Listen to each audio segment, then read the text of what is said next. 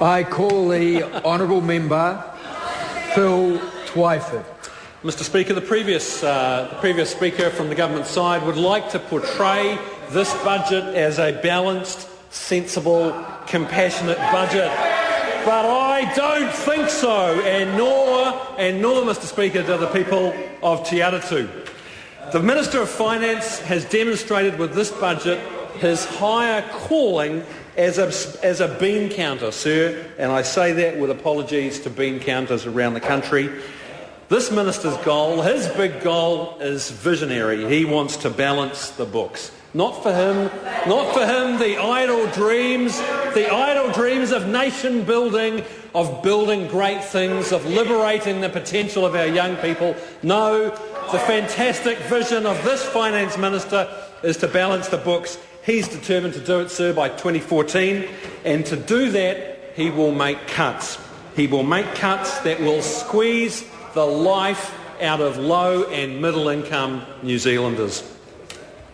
His reflexes as a Minister of Finance are to cut, borrow and hope. And what I say to this House is that those cuts will hurt hard-working New Zealand families. The cuts are not trivial, as the members on that side of the House have tried to say. They will add to the enormous financial burden, the pressures that are being felt by people all over the suburbs of West Auckland and around this country. Let's have a look at them, sir. KiwiSaver, $2.6 billion cut out of KiwiSaver. That's money taken out of the pockets of hard-working New Zealanders, breaking a contract the government made with those New Zealanders to save for their retirement. They are breaking a contract. It was a partnership between savers and the government and employers, and this government has ripped the guts out of it. The $10 a week cut out of the tax credit, that's $10 a week out of the pockets of savers. Working for families, the Minister says this is a minuscule cut. It will be felt by 50% of the families who are currently benefiting from working for families. $448 million by changing the abatement thresholds and the rates. $448 million, and that, says the Finance Minister, is minuscule.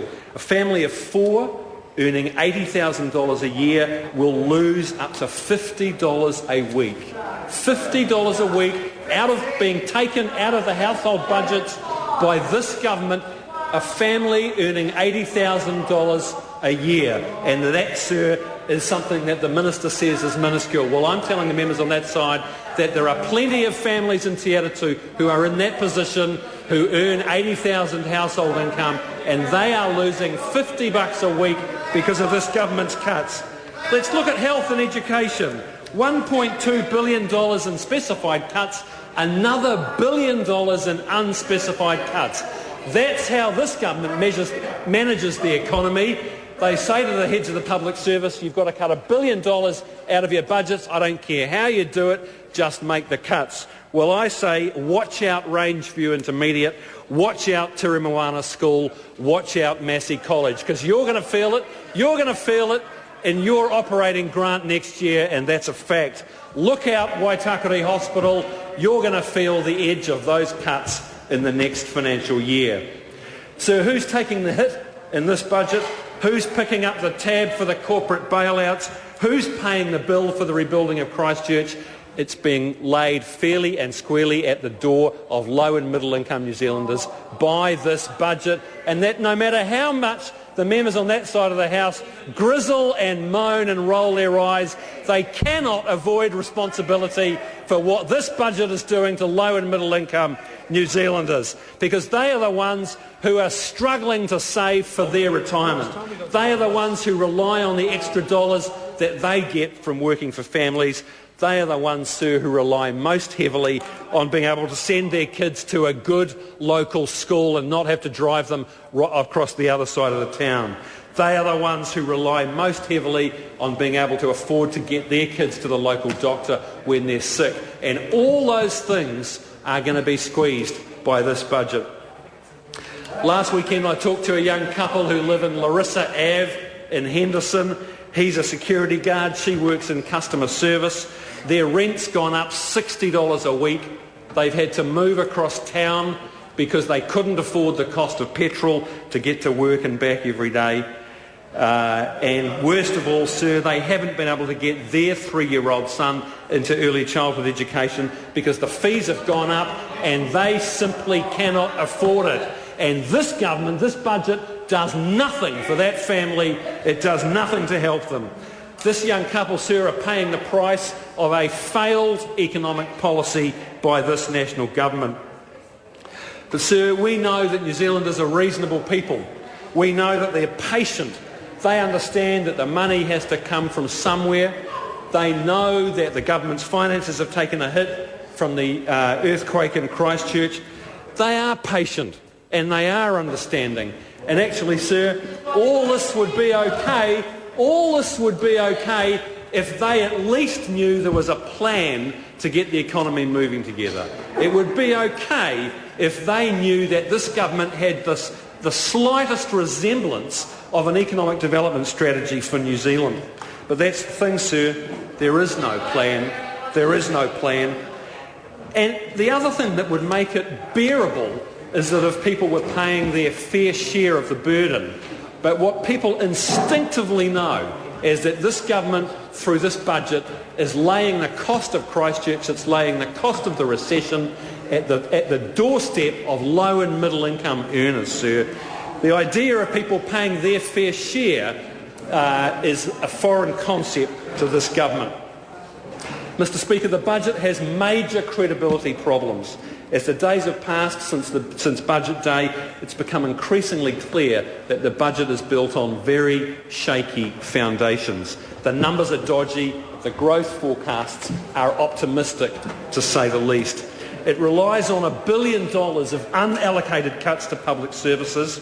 It relies on revenue predictions that are $4 billion more optimistic than those from inland revenue. How irresponsible is that, sir? You get one set of projections from Treasury, you get one from inland revenue, there's nearly a $4 billion difference. What do? Do you choose the more fiscally prudent option, the conservative option? Do you choose a sensible middle way? No. What does this government do? They choose the most blatantly optimistic assumptions to base their budget on. They rely on an economic growth track that this government hasn't once delivered on in its 2.5 years of economic management.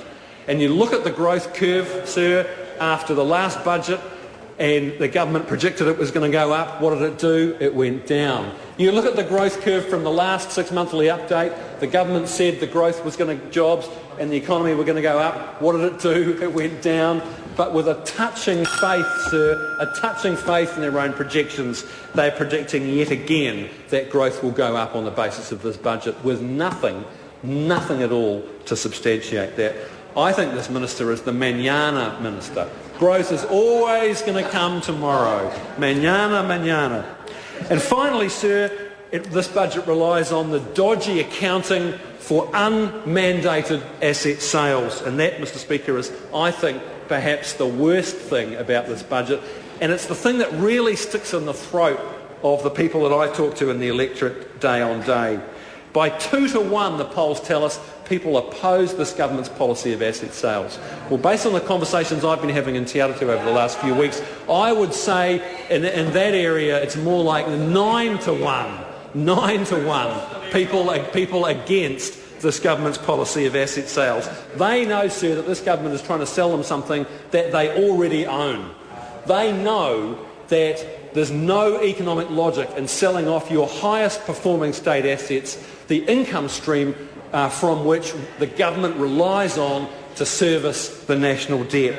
They know that saying that mum and dad investors will be at the front of the queue is a nonsense when it's clear that these shares will end up before long in the hands of foreign investors. They know, sir, that inevitably when you hand over a natural monopoly to private interests, it's an invitation to price gouging. Power prices will go up when these assets are sold down. Make no mistake about it. The really galling thing, Mr. Speaker, is that Mr. Key and Mr. English deny their broken promises. They deny that Their budget has already banked the $5 to $7 million in income from the sales. They've banked the sales, but in this bizarre National Party world, they haven't made any allowance for the lost dividends. It makes no sense, sir, Order. and it won't do a thing for the economy. Colin King.